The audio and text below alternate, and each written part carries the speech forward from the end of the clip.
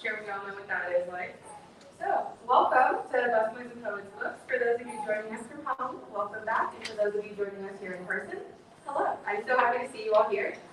It's great to be back in the role of things in-person events, and we're really happy to see your bright, lovely faces. There will be table service, and you will have a server coming around to take your orders. We do ask if you're not actively eating or drinking, so please wear your mask in local ordinances. Here in the district, we like to observe them. And if you are interested, we will have copies of Radicalizing Her, Why Women Choose Violence, available for purchase at the end of the show. And Nimmi is actually going to be here to sign them as well, and if you're interested. For those of you at home, if you would like to purchase a copy, you can go to our Eventbrite page and order a signed copy with shipping for $40. And if you want to buy it later this week, you can go to bookshop.org/shop/busboys. And without further ado, I'm actually going to turn it over to our guests because we started a little late today, and I want to get you guys' thoughts. So, without further ado, I'm going to go ahead and introduce Nimmi Gowrinathan, who is our lovely, lovely author, along with Jina and Attiah.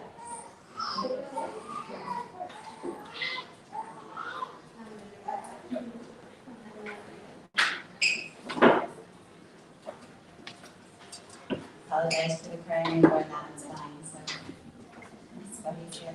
Thank you all for coming. This is my first event at a bookstore, so it's good to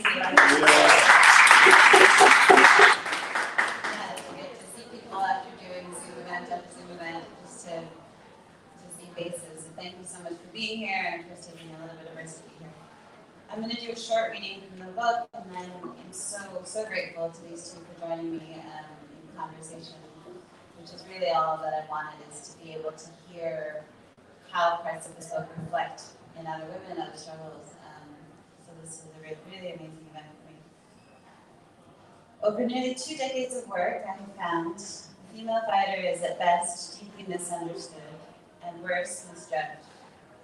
The closer I came to women in guerrilla movements in Sri Lanka, Colombia, and elsewhere, branded as extreme, the more normal their decisions seemed, less extreme than mundane. Every woman navigating layered circles of captivity. This book is a request to recalibrate, to reverse our view of the target, honing in on the violent state and the society it breeds. These structures, the ones that restrain your movement, disappear when the view of female fighter is myopic. They must first be brought into view before they can be seen, studied, and dismantled. It is an urgent corrective to an erasure of the innate political power in every woman. I'm just going to read a little bit from the first chapter and then the stories of one of the women excerpt of one of the fighters. Patriarchy is enshrined in the state and the society that wraps around it. In a bid to consolidate power, it assumes a hydra-like form. The body, anchored in the patriarchal desire for domination, defends itself with multiple heads. Militarization, racism, supremacy.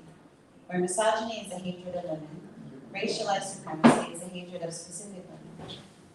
How do we understand the women confronted with the fiery breath of one of the heads that seeks to extinguish an entire race?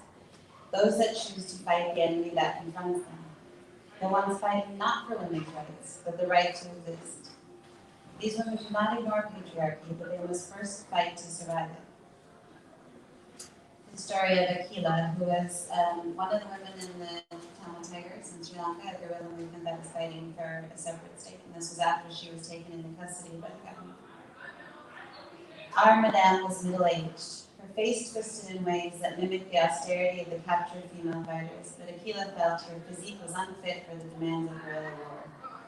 When she spoke to the newly gathered tiger cadre, she sneered, "We should have shot you all in the jungle so we don't have these problems with them." It might have affected them if they weren't already so broken, and Attiah was the only one who understood her broken English anyways. From what Attiah understood, de-radicalization had 2 components, hard labor and spiritual guidance, the latter more jarring than the former. Attiah rolls her eyes as she remembers a forced meditation. The Buddhist monk sent to give spiritual guidance told her he advised the government to execute them. At least the high-level cadre should have been killed. She wonders if they were paid to come in and offer this enlightenment. The lucky ones remain to stand in the sun for hours. Others are charged with positivity through an electric wire. Life on the inside for Attiah was mentally torturous. She says it felt like we were moving, and then we were paralyzed. One more short excerpt from Sandra from the FARC in Colombia. In our conversations, I often mention the theories floating around in the world about female fighters to get Sandra's immediate, expectedly indignant reaction. She finds even the surprise that women might take up arms a kind of machista attitude. I show her the cover of a book that purports to explain the motivations of a female fighter. Bombshell, a blonde Barbie doll dressed in vaguely ethnic wear, accessorized by a belt of suicide bombs. Sandra asked me, these women consider themselves feminists? Her first impression in the training camps was that there was no separation on gender. Work was done as a block. She, as most fighters, is not blind to nor hesitant to address the presence of patriarchy inside the movement. Things are not perfect inside the movement. There are, of course, machista men. The issue, however, was placed inside the tensions of the struggle that could only be revealed and reckoned with in internal conversations. In the collective fight for social justice, Sandra saw as a gender equalizer. She was one of the few women who crossed over into the realm of military commanders. Called on to advise the movement in political strategy. As she recounts her role, she sits up a bit straighter as if to live up to its import. Having a gun doesn't make you more or less of a woman.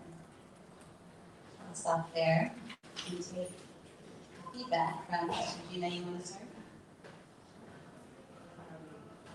Yes, I'm going to do this one talking. And so let's say that there are live people in the live and live people on the online too. Yay, hi live online people. At the risk of sounding a little bit unprofessional or uncouth for the moment at hand, can I just say I love this book. Like, I love this book. So I worked for about a decade covering gender in different ways as a freelance foreign reporter in Africa, which is a big place, but that's how we talk about it in the media. And then as the global women's rights reporter for BuzzFeed News. And I feel like I was waiting for this the whole time. Like, this unlocks a way of understanding women in their specificity, in their particularity, in their locality, and in their politics that's actually quite hard to get into the news in a lot of ways. And so I just want to start with that gush. I love this book, and everyone should buy it on your way out the door. So Nimmi and I had been emailing about this too because I had so many thoughts as I was reading, and I'm struggling to think about where exactly to begin. But I think it would be interesting to talk a little bit, if it's okay with both of you, about the form of the book writ large to start, and maybe you can describe for us what it is and how you put the form together, and maybe what it is not, what it consciously is not, because it feels to me very consciously not some things that I might have expected in picking up the book. Yeah, it's part of what made the agent's job very, very difficult, is that I couldn't describe the book, and they want you to describe it in this very clear way, like what is it going to be, what's the format, we have to see it on the page, But I couldn't describe it, and I spent like a year on this proposal, and in the end, the way it came out in itself, of course the book is a political project, but the form is also a political choice, because in it sort of, when I was doing a conversation with Camila Shansi, she said something, she said you have to trust the form to hold your intent. And the intent stayed with me in that the intent shows up in many different ways, right, throughout the book. It shows up in who you cite, it shows up in the poetry that you pause for, to think about. It shows up, in all of this together, kind of establishing your place in what Mariam Kaba calls the lineage of feminism. And for me, the book came after about 15 years of talking about the female fighter and being in spaces and seeing and understanding very clearly what the barriers were to people's ability to understand women who take up arms, right? And I started to understand that I couldn't write this sort of straightforward, in your face, this is why you're wrong, right? Because it wasn't going to be well received, and you're already talking from technically inside of the terrorism, right? So you're already at a disadvantage here in terms of sort of the narrative. And so the forms actually takes different shapes in each chapter in order to see, can I go around these blockades in your mind? Can I excavate? Can I get these entrenched prejudices by using a different form? Right? By trying poetry, by trying visual to place something on stage. And I hope, it's a lot about trauma, of course, and for me, trauma sits very uncomfortably in each woman. And the psychiatrist who told me once, it's like a piece of shrapnel embedded in the brain. And for me, I think it was about being able to write the contours of that moment, right? But to write it with admittedly, even incomplete authenticity, and how to represent a very honest mapping of her consciousness alongside my consciousness as it grew, as it changed, as it evolved, as it took shape. So the form was intentional, and it's a hope that kind of experimentation for each person unlocks something that has been entrenched in your mind for a very long time. One of the things I really love about it is that we're in the company of you being in conversation with the people who, in a different book, would be experts you're citing, right? And both of those are different positions in this book than they would be in other places. They're not experts that you're citing. They're people holding forth on something that they are experts on, but without them being near of this expertise, right? And all of the ways that it dresses itself up. But we're also in your presence without it being or feeling or being crushed into representing itself as a memoir, which is also really lovely. And I didn't give you this heads up, but I'm wondering if you can talk a little bit too about what it was like to decide where and how for you yourself to enter the form and the narrative as you brought it together.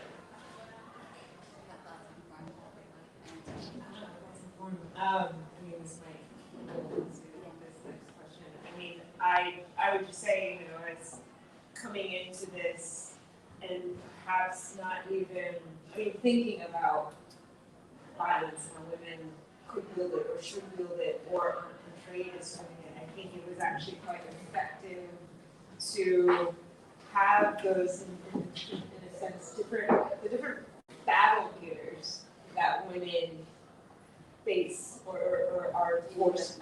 Oh, thank you. So, the light people hear me now? Yeah. Okay, cool. The different battle theaters that these women fighters find themselves in, whether it is literally on the battlefield, on the streets, in the performance theaters where they are performing their trauma in a way that actually is enriching and serves a community purpose, almost vis-a-vis what you set up later, where it's women performing trauma in order to cajole sympathy from the West, in order to perhaps pull out the moral responses that we often don't see. So I found that to actually really be very effective and also very, gosh, the utter difficulty and almost impossibility of the positions that women who both who take up arms, but also those of us and you who are trying to give them, I don't want to say legitimacy because they do, but to give them more of the space that they deserve and are thought about political action. So it was really, I'm even still, I think for me it achieved changing my imagination about this at the very least, which I feel like is at the very least is a basic. And if that's what the book does, is to push your imagination a little bit, then it's lived out its political task. On the question of how to include oneself in a book like this, of course, the trend in publishing is this very heavy push towards individualized memoir-esque, at the center. I can't tell you how many times I had to catch, sort of a press release or something that said Gowrinathan's grandmother was in Tigers, right? Which, for some reason, the marketing books felt there had to be a tie, whatever. My grandmother died before we thought Tigers were formed, right? But also, of course, from inside our community, you don't make claims to have a relative in the movement, right? If you didn't have a relative in the movement. So that kind of thing can be quite damaging, and I think that it's really about being able to kind of find, Valeria and I talk about this a lot, find a way to sprinkle yourself in there in a way that the reader can connect, right? That there's another young woman activist from inside an immigrant community who's looking to connect to something, right? And that goes back to the form. I think that a lot of the young people I work with have this linear way of thinking, but also a linear way of thinking about violence. Violence is not linear. It doesn't operate in a linear way. It doesn't operate outside or inside in a linear way, right? It's messy, it's chaotic, right? So can someone, particularly a young person, not only find themselves or find a reflection of themselves in the lines of the text, but also in the chaos that's sort of left around, And so I think, it's a tough position because you're, on the one hand, trying to reveal the consciousness that builds a collective project, right? To connect constantly back and forth between your own consciousness, your own experience, to the broader consciousness, that's out there, to a bigger project, and reckon with your privilege and reckon with your position, really, while still assigning meaning to others, right? To the mundane of others and offering the meaning and pushing the meaning outwards that way, and to keep it in that space that comes from that intimacy experience that I had. And that's kind of the difficult task there, is to be able to cross over those worlds. And in terms of what you're saying, why it's in multiple spaces, why the policy road is there, why the battlefield is there, why the NGO road is there, why the white feminists are there, is because I think that when you take this woman and you look at her and the experience of her life, the marginalized women in these spaces, she's poked and prodded at from all these different angles, right? There's the aid worker, and then there's the interview for a journalist, and then there's that. So, and I know because I was in all of those worlds. I've been in all of those worlds, working with Tamil women predominantly. So it's to be able to, again, with radicalizing her, is to cause, of course, that kind of reckoning the other way, and to say, what are the forces around her that are radicalizing her, right? And how do we sort of, because I've been positioned in multiple spaces, how do we understand how each one depoliticizes her, how each one erases her, how each one defames her, right? In all of these multiple spaces. Karen, I wonder if we were talking before a little bit about stand your ground laws and a lot of the parallels, the parallels between what's in the book and the sort of American experience of resistors and warriors, passive or active, of color. And I wonder if you want to maybe tease that out for us a little bit, because there's so much in what you just said, and it's like an echo of what you were just saying here. So maybe we can dig in there a little bit. Yeah, absolutely. Gosh, again, this book being super present.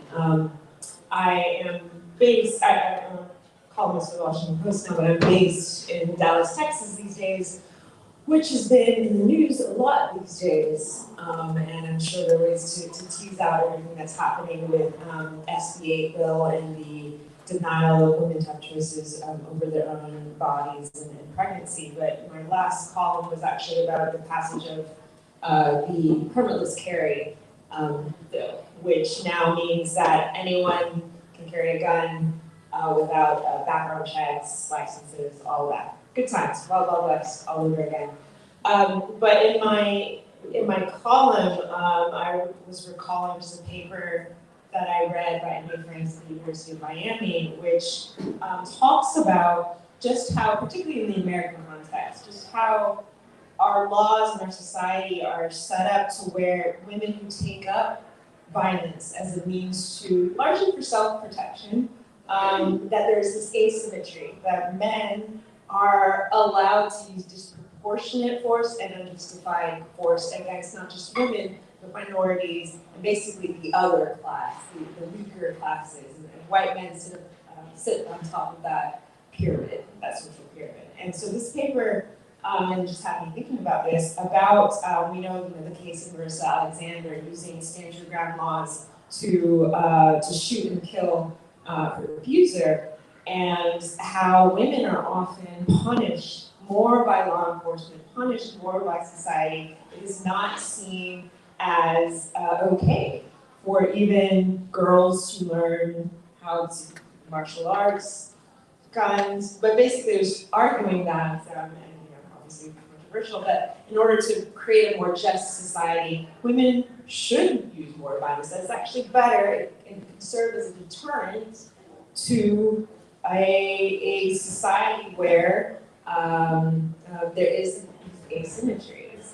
So I do think about this a lot, in particular, and you mentioned in your book, thinking about how, particularly Black women, the rise of Black women's guns groups, and the rise of, and how we should be rethinking in many ways that not just the interpersonal violence, but in many ways that American society is militarized against us. You mentioned, having guns and cops in schools.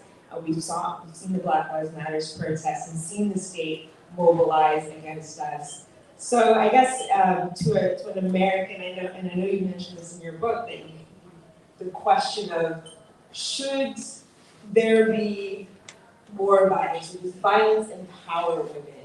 I mean, I think there's increasing thought, and it's still taboo to be a woman of color, particularly to be a Black woman, to even mention the B word or the R word as an appropriate response to generations of trauma, of cleansing, of genocide, of rape. It is still something that if you even mention it, my case included, I've tweeted things that have almost gotten me in trouble. It's something that is still so taboo. And it's almost a sense that the reason why we can't conceive of it is because it's dangerous, even here, to even signal to the powers that be, to the groups in power. You might even be thinking of using an inch of the violence that was used against us as women, as Black women, Indigenous women. So these are just things I think about. And frankly, it's scary to even think about writing about it, which is why this is so great as well to me. And as someone in journalism, and you mentioned how editors, you've had experience with editors who have not been afraid, basically, of letting you publish and say what you want to say about women and violence. I mean, it's still, there's still the silencing around it. Yeah, I'm sure for you two have both been in the media much more in depth, many more editors. For me, and I think what I came to after a little while was the idea that I kept being forced in this position of either condoning or condemning violence. And it didn't make any sense to me because why would it matter what my opinion was, right, on violence? For me, for the women I had been embedded with, violence was simply a political reality. Right? So your opinion on the outside, whether you condone or condemn violence, really gets us nowhere. The question is, do you understand violence? Do you understand how it works? Do you understand how it operates? And in the US, I think it's one of the things that, again, I found as one of the surprising things I was unearthing in people insecurities that I was unearthing, because you're always unearthing something, was the self-perception of Americans as tied to two things that are related to each other: is nonviolent and resistance, and very liberal and gender. Right? This is sort of like these co-constituting cores of the American identity, right? The liberal project, right? As we take it out into the rest of the world. And there was an editor, a colleague of mine, Dr. Jina, who had done hundreds and hundreds of interviews with women who had killed their abusers, who were in Rikers Island. And we were writing a piece together called Why Women Kill, and essentially, connecting these drivers, right, between why women decide to take up arms. And I think the gender thing is there, but for me it operates a little bit differently. For me it's this kind of state, non-state divide that I come up against the most. And of course there's a gender overlap because it's a very masculine, very militarized state, right? And the other way around for non-state. But there was an editor of a very big publication who, when he originally read the piece, said that we were making an essential, and I've always remembered this line, essential homology, conflating two things between women who take up political violence and women who use criminal violence. And in doing so, I was risking fetishizing violence, right? So all of these things together, each of them is so problematic on its own. But there was an inability for him who saw very clearly, well, this is a woman, there's political resistance that's justified, that's legitimate. then there's criminality, right? And that's a very different thing. It has nothing to do with the state or what the state is doing, right? But the woman who she interviewed that we cite in the piece and writer says very clearly that this was an act of self-determination, right? This is an act of control over your own life, right? And the reason she was in the position she shot her husband because she didn't trust the police. That is the state being involved. It is the same right? And so being able, I think, to pull that into Americans, it's very easy to say the female fighters out there. She's in Afghanistan, she's in Eritrea, she's in Sri Lanka, right? There's plenty of women in this country who've taken up arms. There's been recent conversations with folks in the trans community who feel very strongly that they have to protect themselves, right? It's not an organized movement yet. It's not, a political sort of ideology necessarily pulling them all together. But that, the act of self-preservation, the act of protection, right, is what we have a female fighter series in Guardian magazine, which Jina is the editor-in-chief of, where we've asked different writers, different novelists, different thinkers to write about female fighters in their own communities, and there's some beautiful pieces. But in conversation with Kimberly Crenshaw, who's a sort of eminent Black scholar, she said, I was watching what happened in South Carolina, in the church, that all I was thinking is everyone's talking about the Black community accepting the apology and there not being violence and all that. And she said, all I was thinking was, what are we going to do to protect our lives if we're getting shot in church? And that's, I think, what most people would like to say. But we can't. And I think that's so true. And like your book focuses very much on it. And as I was reading it, it's like how we need to have much more interrogation of when women are taking up arms. It's a rash, in many ways, the book is called Radicalizing Her, but in my head I was like, it's rationalizing her. And the state is so violent, constantly.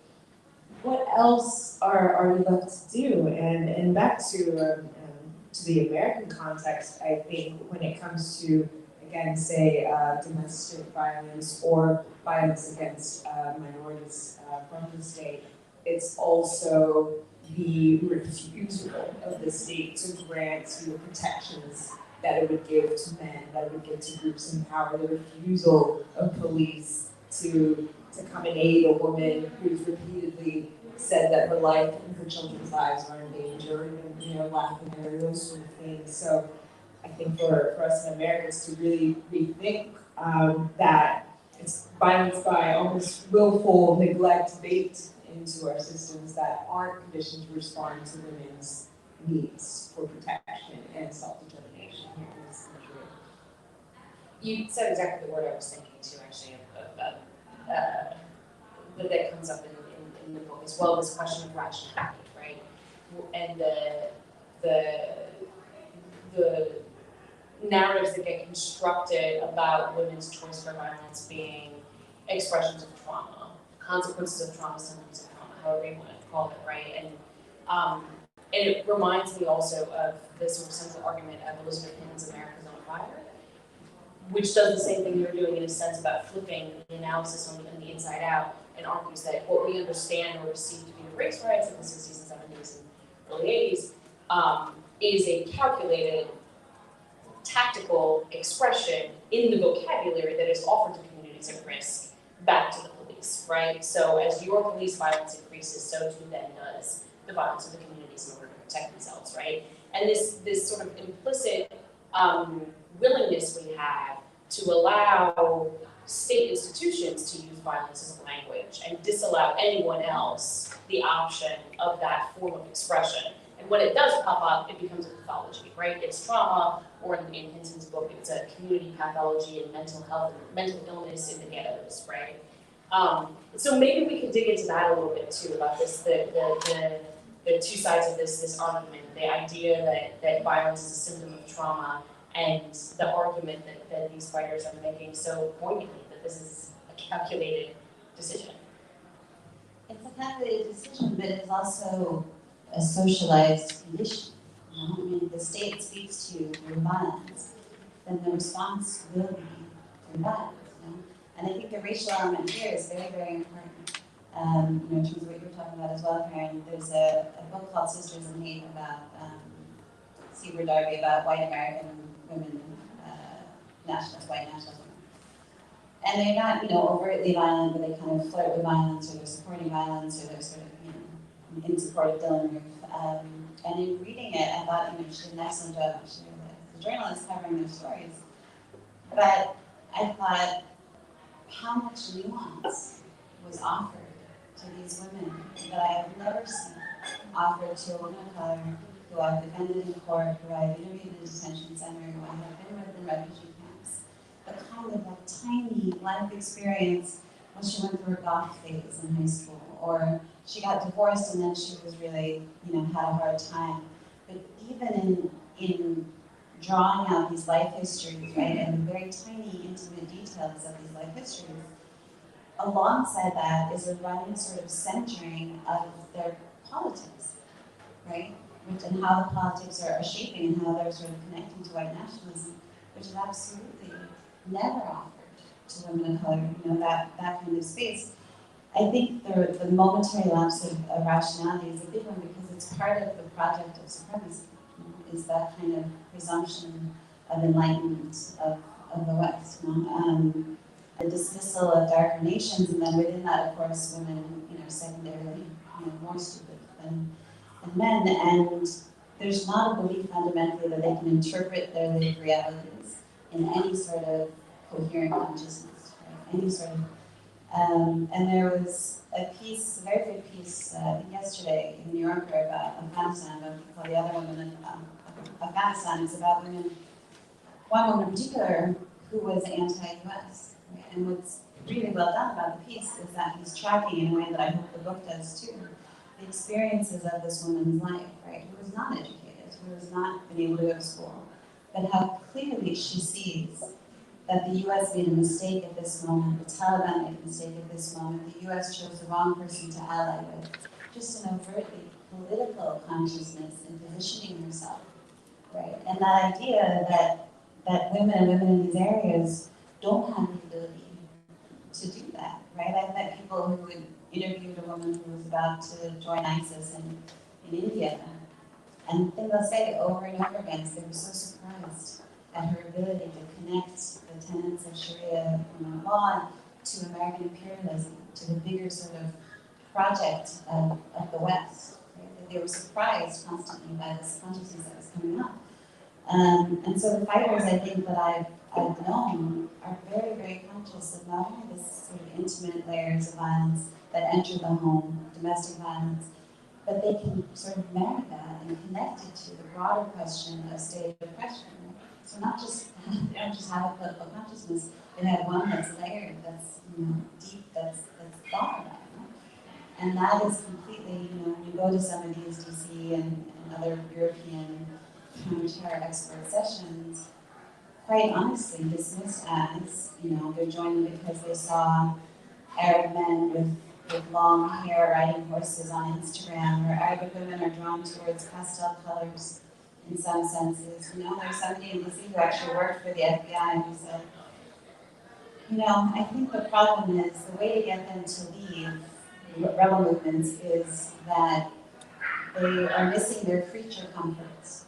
Now in my head, I'm on the panel, so you can't make a face really, but I looked at her and I said, can I just clarify, you called her a creature first.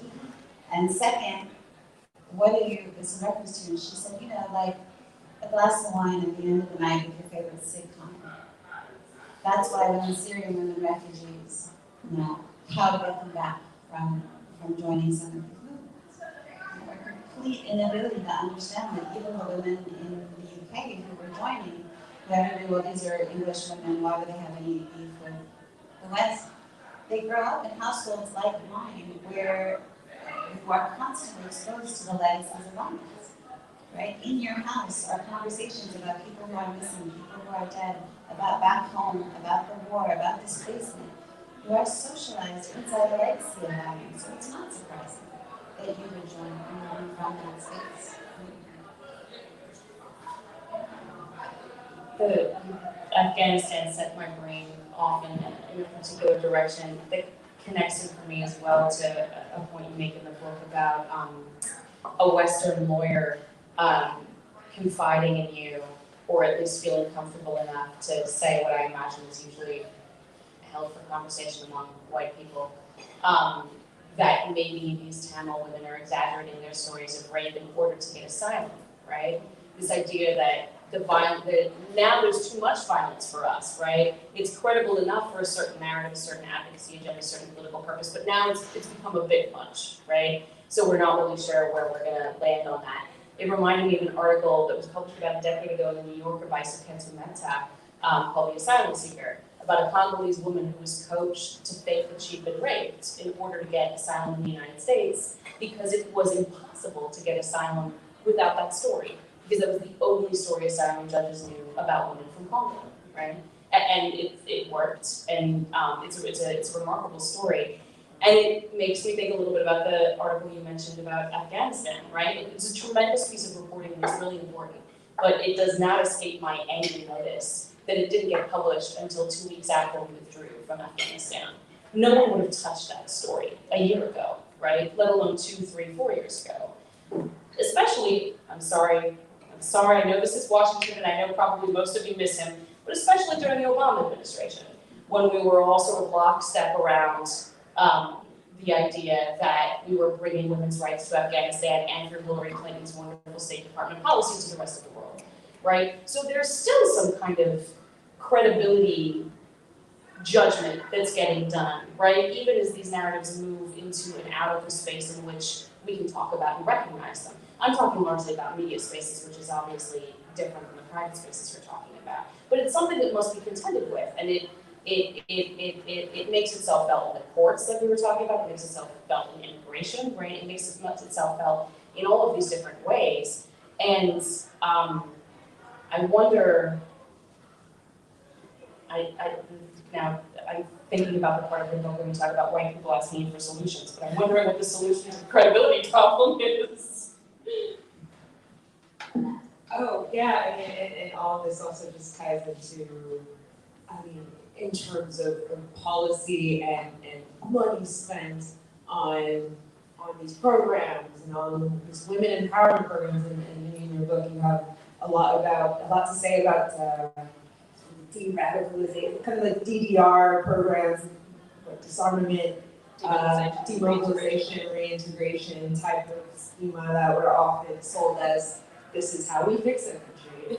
We go in there and we go and tell the former fighters, as you have in these examples, we'll teach them how to sew and to knit, do these cute projects, and somehow that's going to cure their need for violence, right? And it's just, yeah, that's going to, and you speak about how, like, these women, and again, this is why this is so just rare even for me as a journalist to read, that these women are like, I don't want to demobilize, like, didn't ask for the sewing, you know, or for an NGO to come and check if the lights are working in our little compound and then go and then write the report. So I think it's I would love to hear now, you know, I mean, just, yeah, the implications for our whole global framework, the Western framework, for even addressing conflict situations. It's all messed up. It's all, we are leaving so many women behind if they don't fit into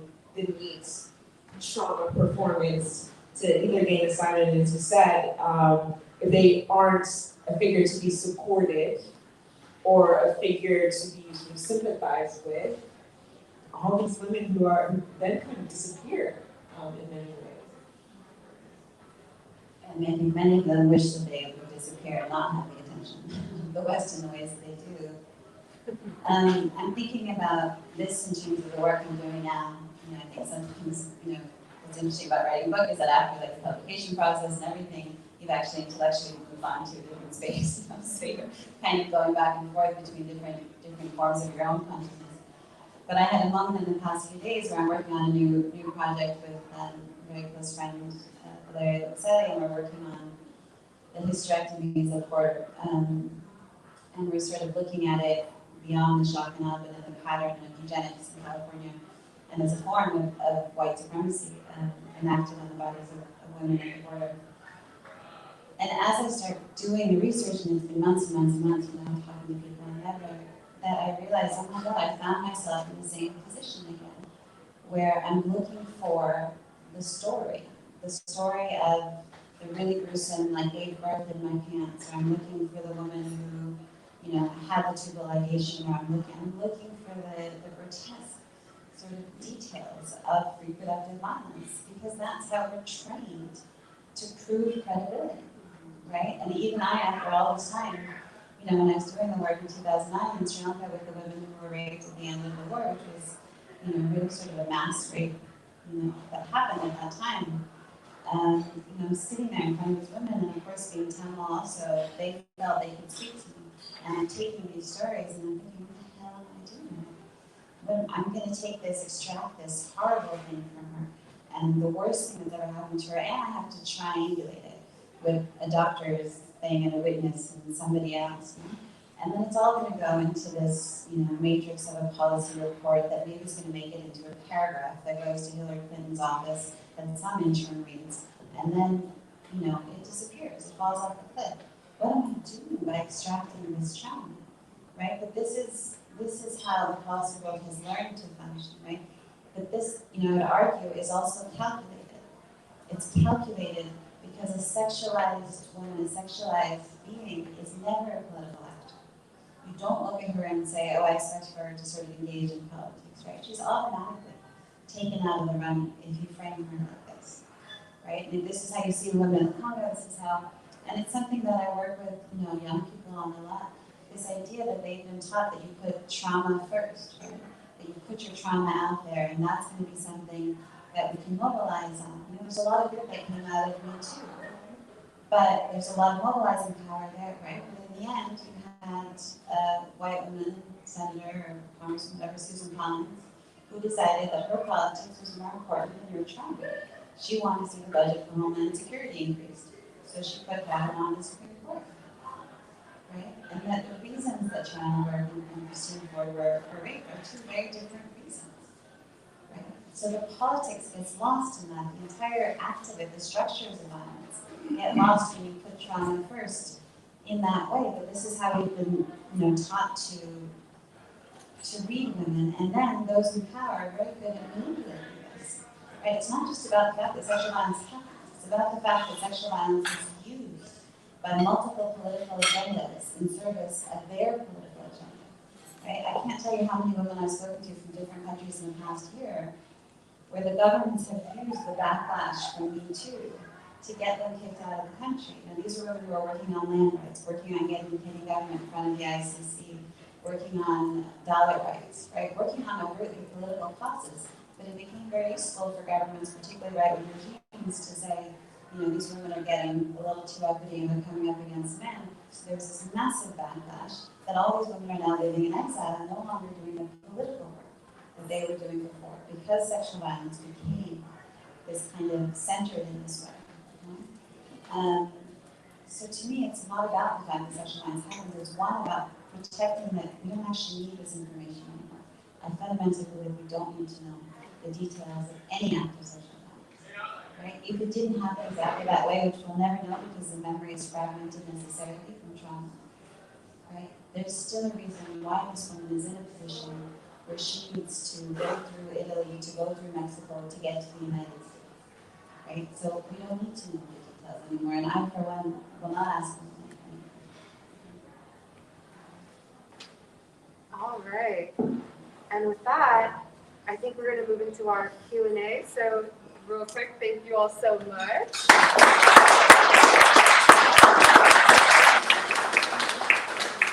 And now, does anyone have any questions? There unfortunately is not a mobile one, so If you shout, we'll repeat it. Project. People online. Okay, so first of all, thank you. This was really elucidating in many ways. I have not read the book, but I will. I'm so excited. So, quick question about thinking about the current conversation around language causing violence and inciting violence. Yes, no, there's this whole conversation of, just because I said somebody should storm the Capitol, doesn't mean I'm telling people to, like, there's this whole, like weird conversation going on right now about the connection between language and violence, whether it's causal, correlational, or correlated to say, inciting.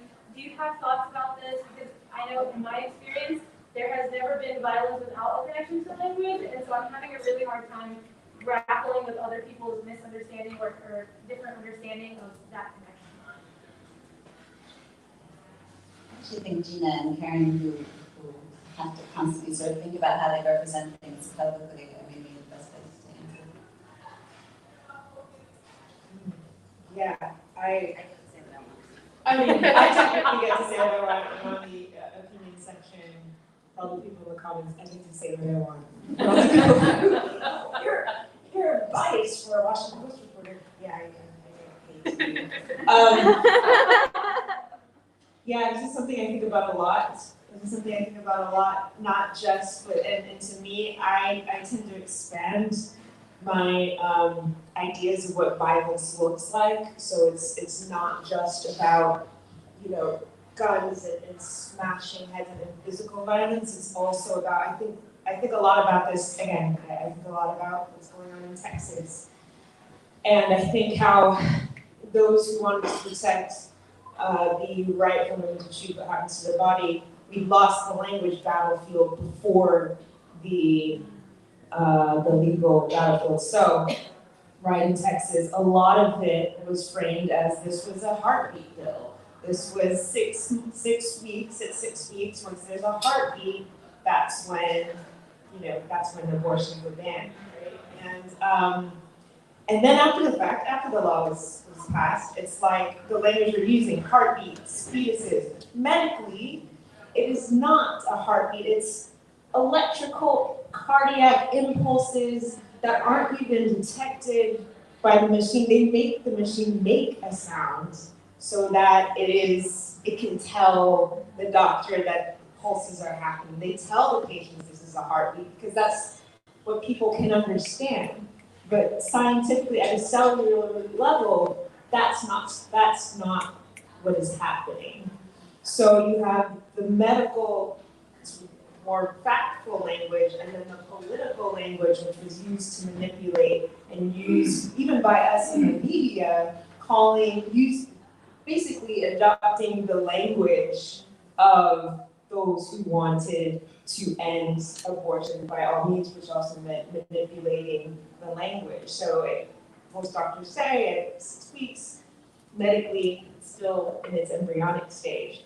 But because people know that you connect more with the word fetus, you have an image of a human-like form, it's easier to connect that way, even though that's not true medically. So it's like, after the fact, you see all these articles that come out, and it's just like, heartbeat is misleading. This is actually what's happening. And I'm thinking, why? Where was the challenge before on those grounds, right? In that. So I think about that a lot. We think about even just the way we frame things all the time. X percentage of women face sexual assault and rape and violence in their lifetimes, right? You rarely see headlines that's framing it as X percent of men commit rape and sexually assault in their lifetimes. And so it reinforces this framing of women as victims always, of women as trauma centers always, and less about the other side. So yeah, I mean, I think for me, what I try to do, it's hard because part of it means we're going up against our style books at our institutions. We're going up against, this is how we've always framed things. We're literally, sometimes we're sitting in meetings, it's like, well, how did they describe it last year or this year? And I think now what's happening is a bit of a reckoning with language. But yeah, I think language is a battlefield and a very important one. I would just add quickly if I can. I think that white supremacist patriarchal violence starts in language, and then it does violence in the world, and then it talks about the violence that it's done. And the whole point of the language that gets used is to dismember it in a syntactical way so that you can't ever prove what I meant. That's the game. That's the shtick, right? That's what it's supposed to do. And all these systems we have for interrogation, criminal investigations, congressional hearings, whatever they are, right, are playing by the same syntactical rules. They're not going to find anything different in the congressional hearings, right? They're not built to find something different. They're not built to find something different, right? I spent some time in July in Georgia with a community that's going through, that every year does a memorial around the lynching. And it's two African American couples who were lynched in 1946, and one of them was pregnant. And now it's a bit of a point of contention because there's a book that says that she wasn't pregnant, because the coroner's report says that she wasn't pregnant. And who was the coroner in Georgia in 1946? Some white guy who was maybe nervous that the baby belonged to him. Right, there are reasons the white coroner in Georgia might have said that the woman who's dead on his table was not pregnant, right? And so now when we talk about proof, what do we have access to, right? A locked-in form of white epistemology that's designed to erase the experience over and over again every time that you ask, right? So, and there's no, then it just becomes a battle about views of language, right? There's no disproving the dismemberment of language, right? That's not, it's not an equal fight. It just becomes a different battlefield. I think I would say, I think that you're speaking to something like the Capitol riots, in terms of the power of language to mobilize. For me, I see it as a kind of gauge of the depth of a political grievance, right? If it takes somebody giving a speech for you to go and mob the Capitol, right? The depth of the grievance is not there, right? The depth of the grievance doesn't come from somebody just saying, you should do this, and then you do it, right? In the research done with the women in the tigers, a lot of what I was looking at was socializing, right, about political education and how it happened that their identities shifted. Because a lot were coerced into the movement. And what you found is that the language resonated with those who had life experiences of state violence. Perhaps they weren't nationalists before, perhaps they didn't think about it in those terms. But the language resonated with those who had very deep experiences with state violence. So in terms of the fighters, that's how I looked at it. On the other side, I think as a writer, I can say that a lot of the work to me seems to be dismantling the language that's used to sustain violence, right? So something like the Stockholm Syndrome, which I have a piece on this in the book as well, the idea that people were just using the Stockholm Syndrome all the time as a language to understand women's behavior, and you do just like a little bit of research, and it turns out it's not a real disease, right? It's not a real diagnosis of anything, and it's only ever been used to diagnose women. But every time I gave a talk, once in Sweden, once in Mexico, once here, somebody would say, this is just the Stockholm Syndrome. It came from a psychiatrist in Sweden, who was actually one of the theoretical founders of mass incarceration, who found that the women were exhibiting uncharacteristic, unsubmissive behavior to the robber. But at the time, the women were more allied to the robber than they were to the police. And that's essentially where the Stockholm Syndrome came from, right? That you have a connection to your abuser, and in other spaces, the UN working with them at times and doing an entire, report and saying at the end, we want you to take out the word identity and replace it with marker. Take out identity. It's something that's supposed to be analyzing the positioning of women in South Asia in society. Just take out identity. And then I think on the other hand, this is the more interesting, is to have the imagination, the political imagination of writing, to play with language a little bit, to stretch it, to move it in different directions, to say, that how can I write a hospital room where a woman is handcuffed to a bed and there's a California Border Patrol officer outside her door as a carceral space, right? How do I extend carceral to mean that women are captive in many places that you're not looking for? Right? So there's, I think, the language first in sort of identifying the oppressive sources, but also in the resistance, there's a lot there to engage with. Thank you for that lovely response. Do we have any more questions? Yeah, right back there. Can you hear me? Yeah. Sure. Hi. Thank you for writing this book. I'm a Bumble person, and our diaspora is extremely fragmented, and there's very few of us. And when you read stories like these, I think, like within our DNA, something is activated in terms of resistance and understanding our ancestors. So thank you. Thank you to your ancestors also, if that makes sense. But I have two questions.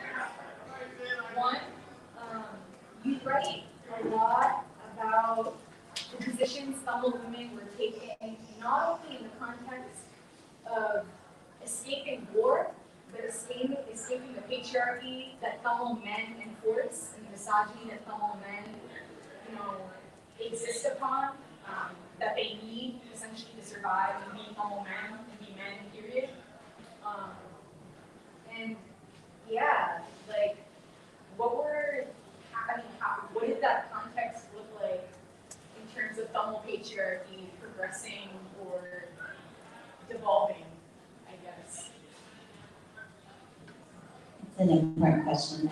I think for general audiences, I generally try and bookmark, or at least highlight the way that culture is usually used, right? When they say, well, this is Tamil culture from the outside, or this is what, Muslim culture is, or this is, the way to describe an entire population, they mean something static, they mean something native, they mean something that's not moving, right? And so that to me is very problematic because you're in this position now where usually it's all white audiences, right? Where you're asking me to condemn my culture. But the reality is, it's a question of who intervenes, right? Also, culture is not static. Culture is always shifting around context, right? And so you set up the context of the military checkpoints everywhere, right? Where the young girl in Afghanistan is walking to school past a U.S. military checkpoint, so the father is worried she might get raped at a U.S. military checkpoint, right? But the issue comes back to the culture, right, which holds nobody accountable. Nobody's a perpetrator. Not the state, not the NGOs, nobody, right? I remember at the end of the war in Sri Lanka that they would say, well, alcoholism is part of the culture. Or, the military brought in a bunch of liquor shops and refugee camps, and all the men can't work because they're under military occupation. On the other side of it, I think it's our work, right? So the UN will say that culture is a key point of transformative intervention or some such thing, right? How are you going to intervene in that? You have no ability to do that from the outside. We understand the culture. We live inside it. And yes, it is deeply patriarchal. These are the most patriarchal spaces I have been in my entire life. I will say, and caveat that by saying that my political education was handed down to me from the uncles. The uncles sat with me, the uncles gave me the history. My parents were very wary of giving me that kind of history. But the uncles in my community sat with me, supported me, they gave funds towards the work. And so that aside, I do see now this generation of Tamils, and particularly queer Tamils, young Tamils, challenging that patriarchy inside. That's the work that I want to support, right? It may not be something you hear about, it may not be something, but they're having conversations, and they are mobilizing, and they're producing beautiful art and poetry. My good friend Gary, who's a beautiful poet, to challenge all of these things from the inside, but that's our work to do, right? There's folks in Japan who are mobilizing as trans people, right? And we're going to do that work, but I'm not going to be in a position for an outside white audience to condemn my culture. I am going to do the work on the inside, though, and that's work that has to be done.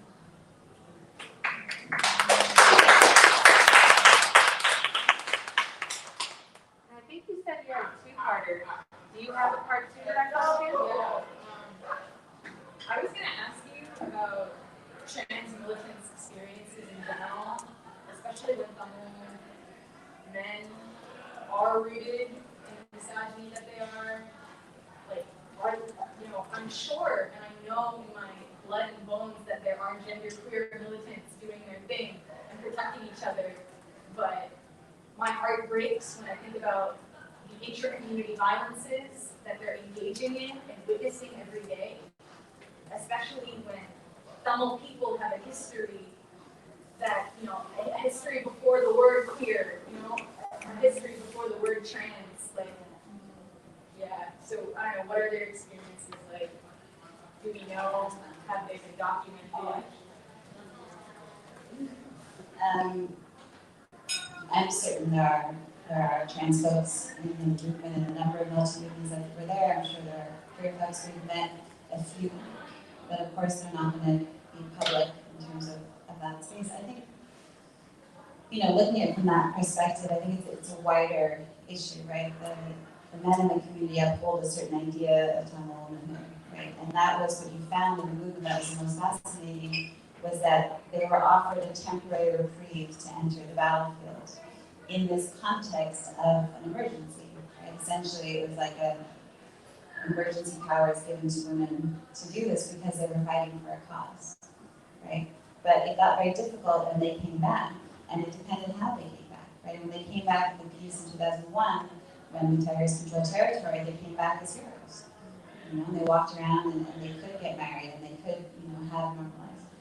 Now, the biggest issue is that you have all these ex-combatants who can't get married, and this is not, you know, simply about sexuality, but just about having done something unexpected of the culture, right? That you're not able to do this, but it gets very complicated because our movement is a nationalist movement, right? And nationalism, of course, has to create a particular identity: who's inside the land and who's outside the land.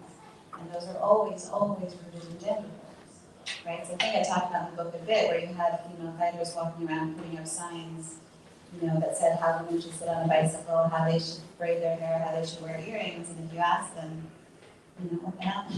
You're in combat boots and you're going around, well, what else are we fighting for if not to protect the Tamil identity, right, which is so anchored in gender, right? So in terms of the trans question, it's a really interesting space for me to talk about at the end of the book on purpose, because I think theoretically, as this sort of evolves, as the thinking around being trans and the wide variety of spectrum of gender, it offers a place for ex-combatants that they didn't have before, or for combatants at all. Every time I met a guerrilla fighter, people on the outside of the community would say, she's kind of like a man and she's kind of not really a woman, right? So they had no real place to put ex-combatants. So I think a lot could be understood from militant spaces, from trans theory, how the two kind of support each other, right? They do offer a space in a particular way, and I think we're still learning from that. I'm still learning from that, and how it could apply to offer ex-combatants a place to sit more comfortably in society.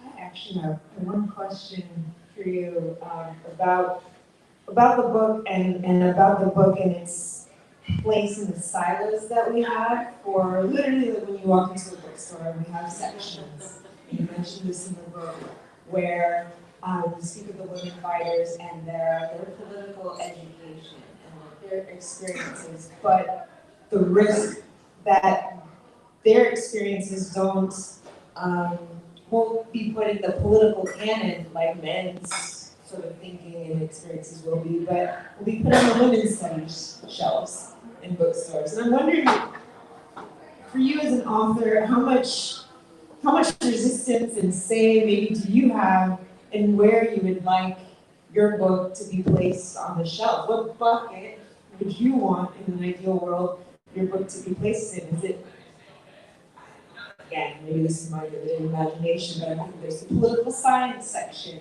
there's the military history section, or is it a gender study? I mean, I hate thinking about silos and all that, but it's the reality of even still how we categorize and sometimes, you know, again, push things that center women into the quote unquote ghetto, as they say. So I'm just, how do you even think about that in your book? Isn't that just where we go when we're not trauma performing enough? So no memoir, then women's studies, right? Aren't there only two options? Yes.